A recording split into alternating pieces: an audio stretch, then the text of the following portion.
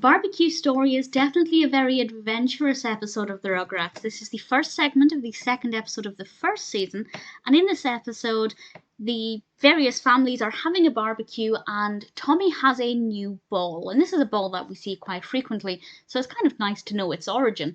And the babies are playing with it, and Angelica, being Angelica, comes along and whacks the ball away. And Tommy is determined to get this ball back rather. However, it's over the fence.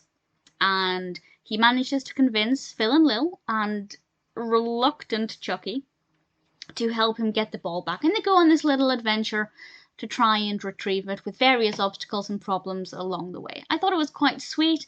It's a lot more action-packed than the first episode, I think, so it's nice to have a change of pace. We obviously are firmly aware of what kind of person Angelica is like. And I have to say it made me laugh because there's one point where obviously the babies are out of their playpen and Didi turns around, notices this and immediately goes, "I can't find Tommy," without looking anywhere else in the garden. Very immediately panic set in there, and I have to say it worked well. The narrative flowed well.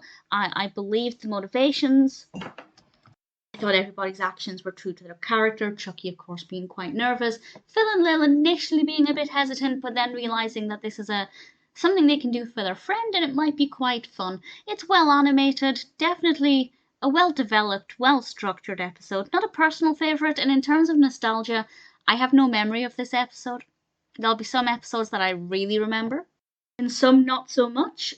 This one didn't ring any bells, but the nostalgia in general of the characters, the animation style, that's all definitely there. So I really enjoyed watching it for the animation. Had a lot of fun with it. Definitely a pretty sweet, pretty well delivered episode.